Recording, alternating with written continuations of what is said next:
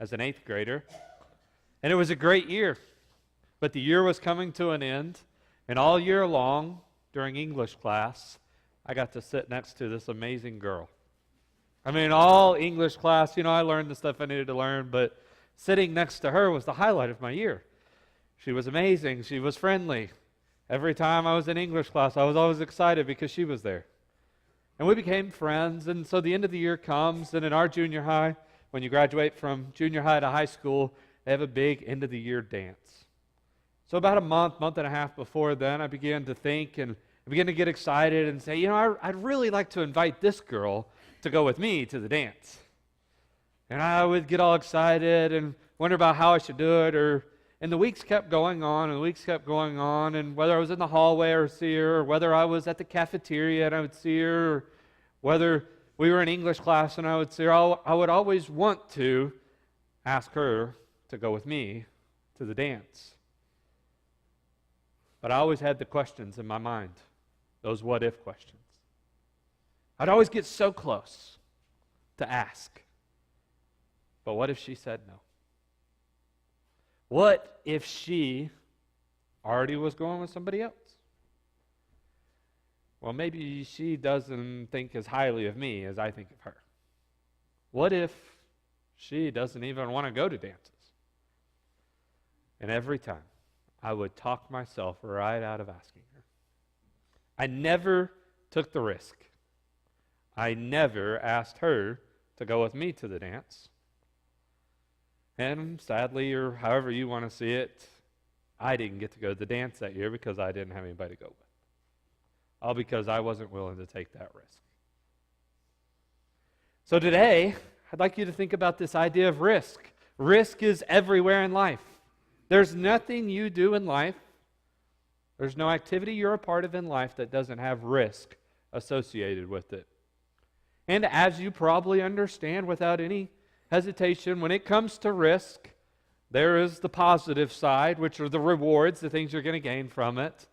And then there's the side that everybody wants to spend their time thinking about. It's the negative side. These are the consequences.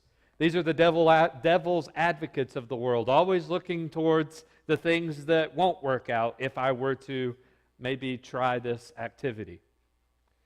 And if you're anything like me, you find yourself like a 13-year-old boy, always asking the what-if questions, always thinking about the possibilities or the potentials of things going wrong, instead of thinking, man, it would be so great to get to go to the dance with that girl and get to be there. I was more concerned about the consequences than I was about the rewards, so I didn't take the risk. But I want you to think about your risk in your relationship with the Lord. That's what we're here to talk about today, right? Is your personal relationship with God. And as you begin to think about risk, I want you to think about two things when it comes to God. I want you to think just for a second what kind of risk Jesus took on your behalf so that you could be in a relationship with the God of all heaven and earth. I mean, I just want you to think just a second about a 33-year-old man who found your life and found the life of people more valuable than his life, and he was willing to risk everything he was or ever could be. He was willing to lay his life down for the benefit of the human race. Jesus was willing to take a lot more risk than you and I could ever possibly think of. But not only do I want you to think about the risk that Jesus has taken for you, and just think about that a second, I want you to think about what kind of risk is God asking for me to take. Listen to this statement. What you desire to risk for God will be evident in what you choose to risk for people in the world. Hold on, let me get this right. What you desire to risk for God will be evident in what you choose to risk for others in this world. Because God is for people. So the question is, what are you willing to risk for God this week. Not the next month, not in the next year, but right now, this week, with what's going on in your life, what are you willing to risk for God? And as we talk about this idea of risking something for God, we are going to specifically be in Luke chapter 10. So if you will grab your Bibles and start turning to Luke chapter 10, we are going to be looking at a story of Jesus. The stories that Jesus told are often called the parables of Jesus. And so the parable of Jesus in Luke chapter 10 that we are going to get just an opportunity to look at for a quick second is the parable or the story of the Good Samaritan. And so will you turn to Luke chapter 10,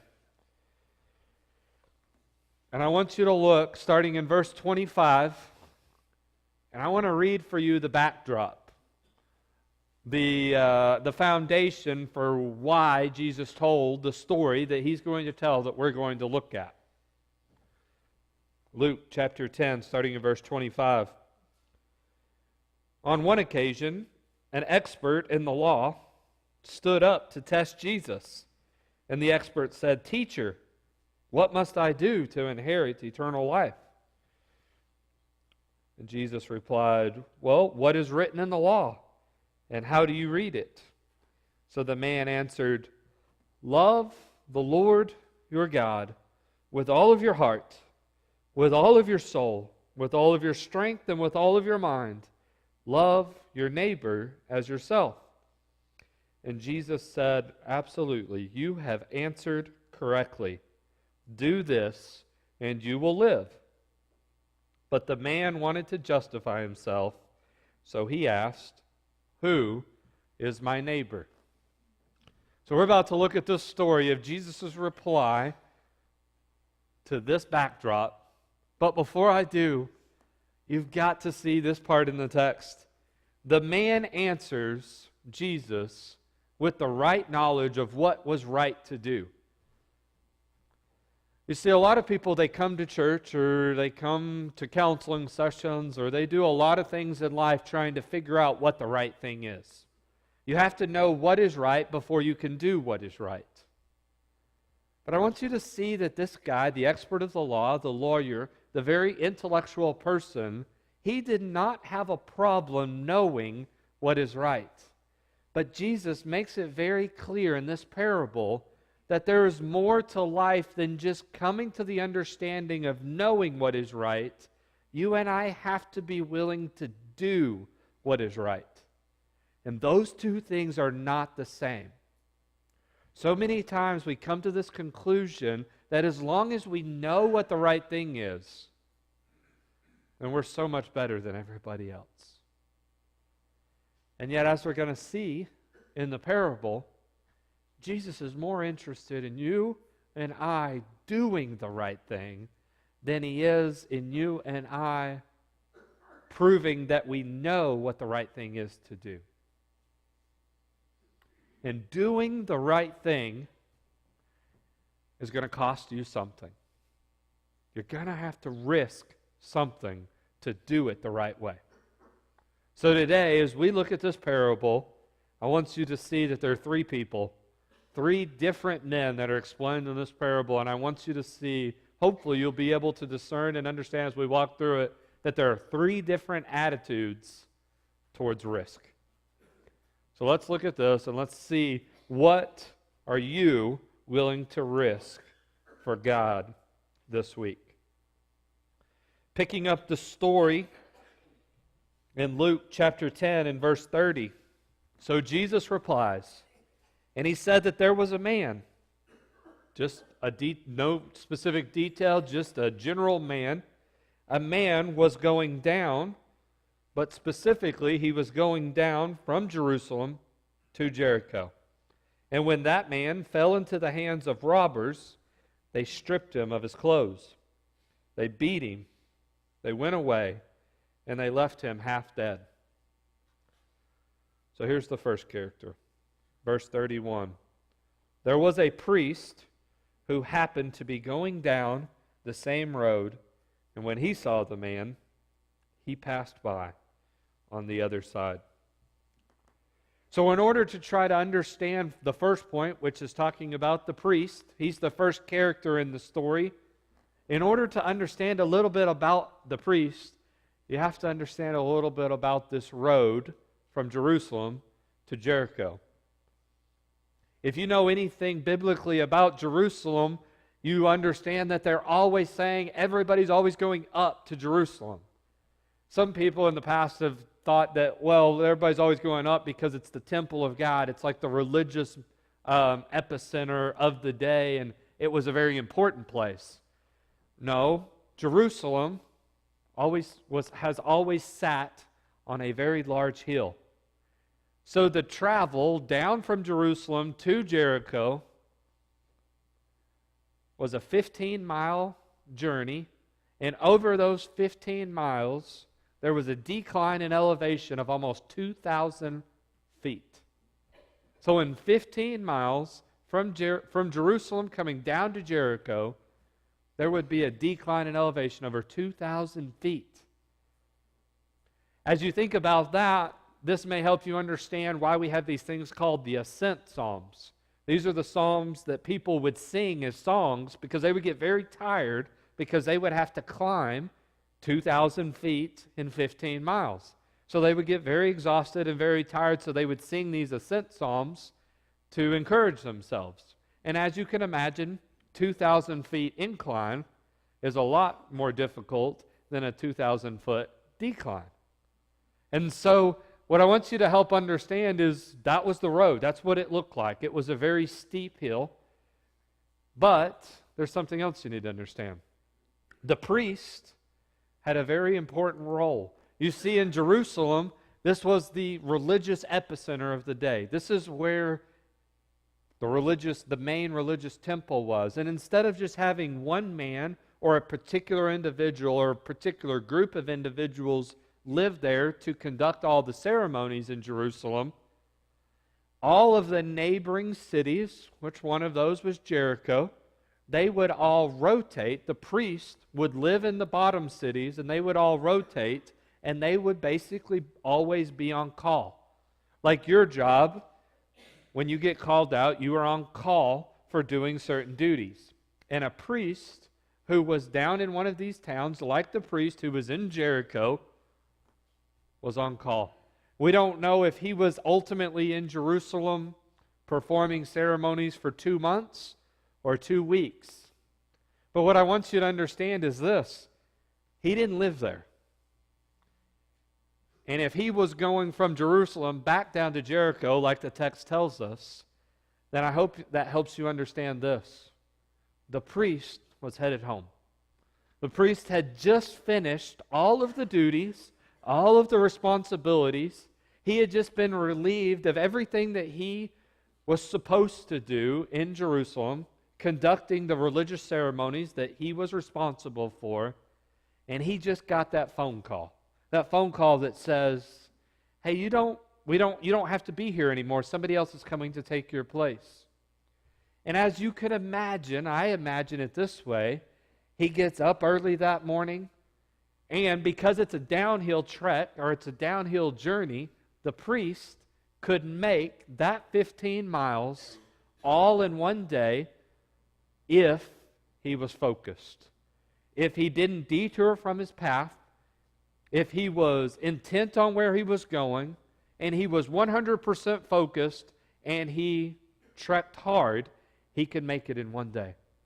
So as you imagine, I imagine he gets up early in the morning, packs his bags, has all this stuff ready, and he's thinking, "Oh, it is going to be so good tonight to get to eat a home-cooked meal.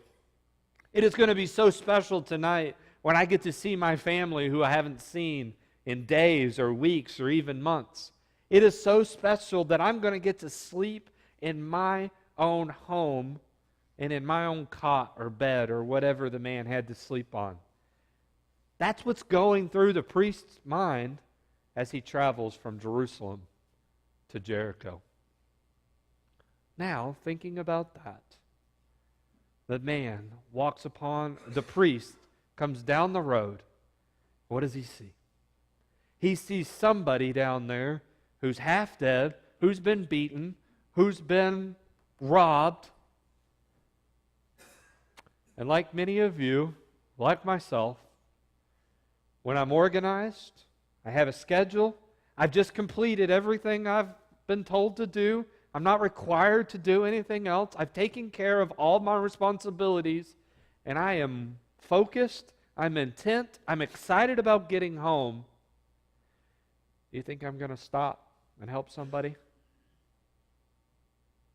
If it's not in my schedule, if it's not on my planner, if it's not written in my book, if it's not something I feel like I'm required to do, then I, a lot like that priest, am probably going to pass right by.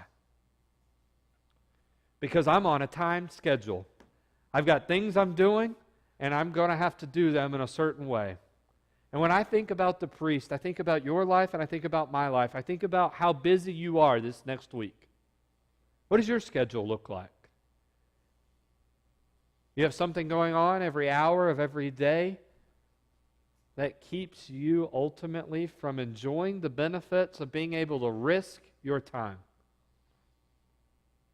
You see, if you're anything like me, you've got so much going on and you're so focused and intent on getting somewhere for good reason that you pass up and you're not willing to take that risk.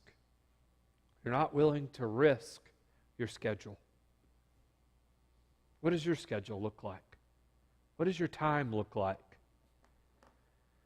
Are you at least open and flexible enough that you'd be willing to risk taking an hour out of your day to minister to somebody who's in need around you?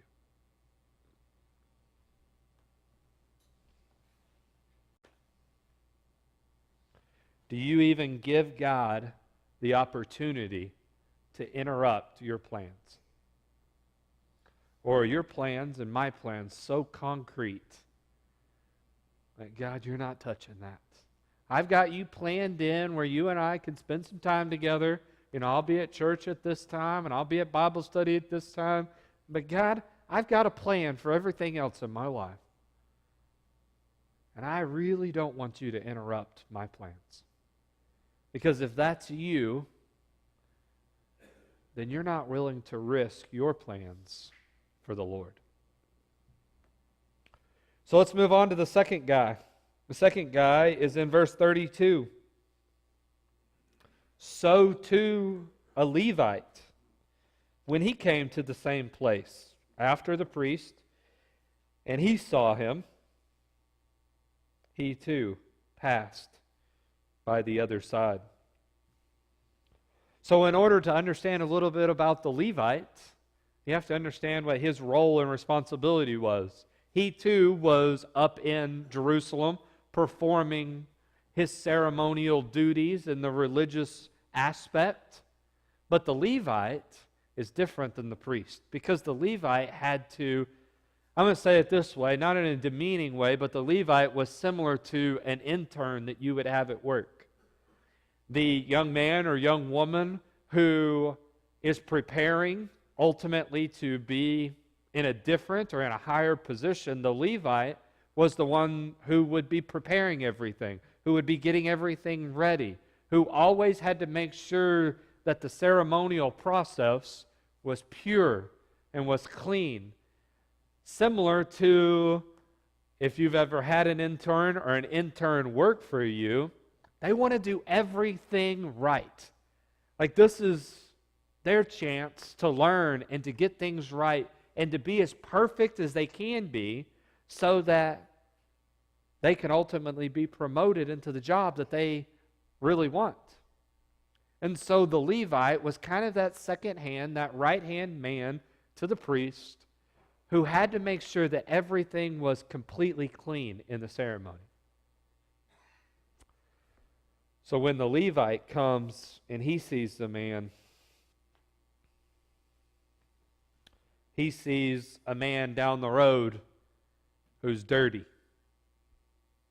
He sees a man down the road who's been brutally beaten, who doesn't look good, who doesn't have much stuff.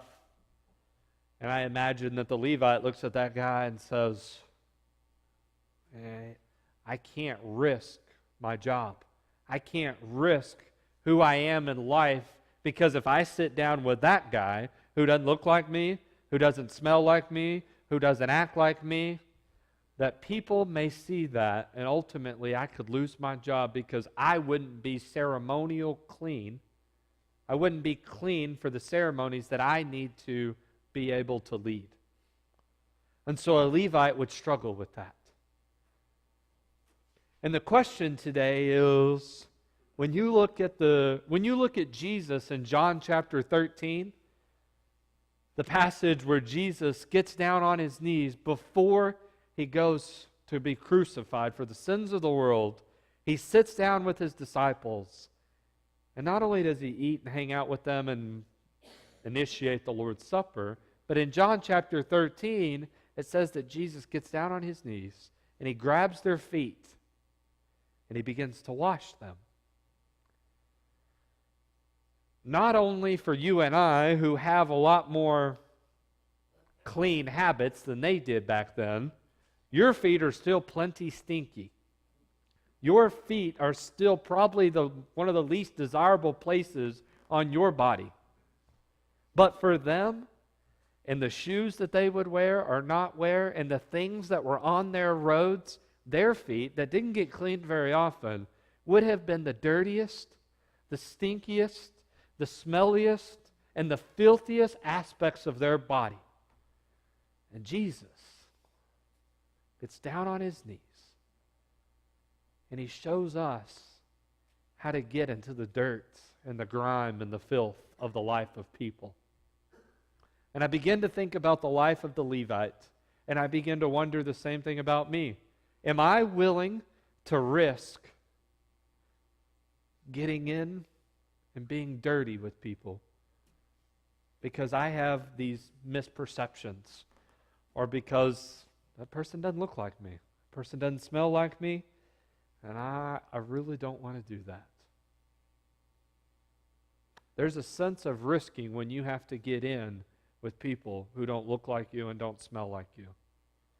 But Jesus shows us how to do it, and here the Levite is screaming off the page, "When I saw that man, I wish I wouldn't have passed him by." Are you willing to risk your lifestyle of comfort and cleanliness in order to serve God?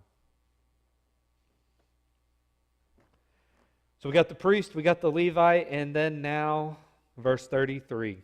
But a Samaritan.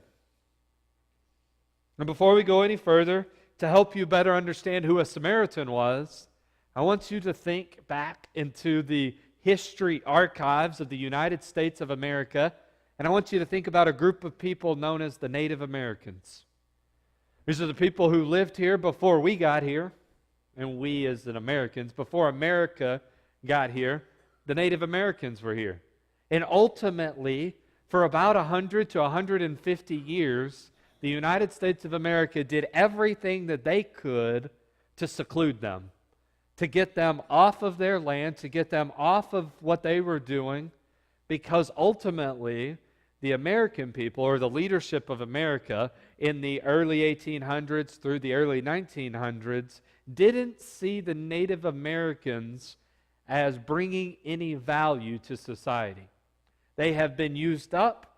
They have done everything that they're going to do for us. So now, instead of bringing value to the society, the United States, wrongly, I would say, believed that they were only going to take things from society. And you see, anybody who would have known the Samaritans of the day, they thought the exact same thing about who the Samaritans were. That they were not useful, that they were not needed, that they didn't provide or contribute any value to anybody in the society. They were what you and I would use as the word that's going around today as deplorable. We don't need them. We don't want them. And they are not of value to us. And that's what people would have thought when they would have been talking about the Samaritans. Listen to this quote. This is an early first century rabbi who was a religious leader. His name was Rabbi Shemoah, and this is what he had to say about the Samaritans. The Samaritans, they have no law. They have no history of commands or rules. They have no heritage of family. And for that reason, they are degenerates. And that's where the story leads us. Listen, but a Samaritan, as he traveled, he came upon the same man. And when he saw him, instead of doing like everybody else did and passing by, I want you to look at what he did. He took pity on him. There are 4 things that he was willing to risk as a Samaritan. The first one was he was willing to risk his energy. Look at verse 34. He went to him and he bandaged his wounds, pouring on oil and wine to clean him up. Guys, that wouldn't have happened in 30 seconds. It would have taken a lot of energy, and it would have taken a lot of time for a Samaritan to sit down and to take care of this man and to bandage his wounds. So not only does he risk his energy, but he also risks his time. Because then he put the man on his donkey.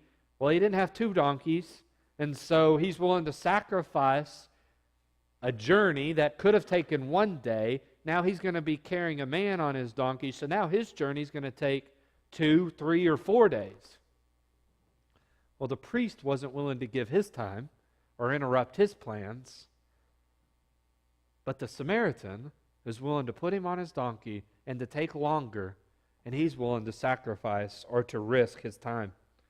Not only is he willing to risk his time by putting him on his own donkey, but the very next portion says that the Samaritan took the man, took him to an inn or a motel in order to take care of him. I want you to understand something. The Samaritan walking into a business when everybody in the town doesn't like Samaritan people. As a Samaritan, he would have done everything he could have done to stay away from things in society. Because when he walks into a business, when he walks into a place, everybody looks at him. Everybody gives him that emotional look of, what are you doing here? I don't like you. I don't want you. I don't agree with you. You're really not welcome to be served in this business. And that's the feeling that the Samaritan is willing to risk. You know what that feels like when people look down upon you. And imagine if you had to walk into their business and feel all of those emotions of anger and bitterness and frustration. These people don't like me. They don't care about me. They don't see any value or respect for me. And that Samaritan is willing to risk that. He's willing to risk those pains and those hurts so that ultimately this man can get the kind of care he was needed. So not only is he willing to risk his time, his energy, and his emotions of anger and frustration, but he's willing to risk something else too. He's willing to risk his money. Look at verse 35. The next day he took out 2 silver coins and he gave them to the innkeeper. And he tells them, look after him, and when I return, I will reimburse you for any additional expense you may have. You see, when it comes to the Samaritan, not only is he willing to risk all these different things, but he's willing to risk his money. How many of you are willing to open up your checkbook, to open up your billfold, to open up your financial resources that feed your family, when God says, listen, there's somebody in need who needs your help? Risking our financial resources may be one of the things that's closest to everybody's heart. And the Samaritan is willing to risk it all.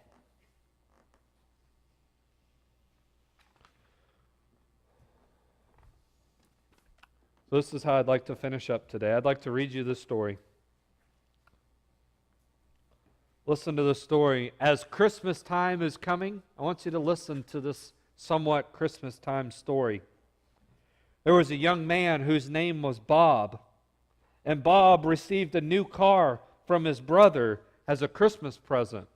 You see, Bob worked for his older brother in a store or a factory, and he received from his brother a car as a Christmas present. So on Christmas Eve, when Bob came out of his office to drive it home, he noticed that there was a little kid on the street who was admiring his shiny car. And the little kid says, "Is this yours, mister?" And he said, "Sure is. My brother gave it to me as a Christmas present." And the boy, just like you would be, was absolutely astonished. He said, "You mean your brother just gave it to you? It didn't cost you anything? Wow. Boy, I wish." And the little kid's voice tailed off. And Bob began to finish the sentence in his mind. But the words that came out of the boy's mouth absolutely shook Bob. And the little boy said, I wish I could be a brother like that." And Bob was so astonished that he said impulsively, "Son, would you like a ride?" And the little kid said, "Oh yeah, that would be so great." And so off they went, the boy's eyes sparkling with excitement.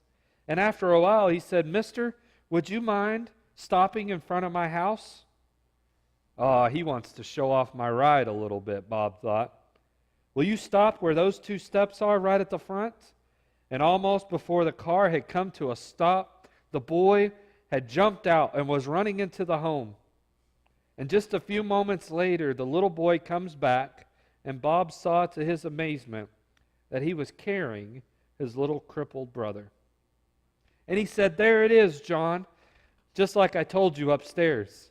His brother gave this gift to him, and it didn't cost him a single cent.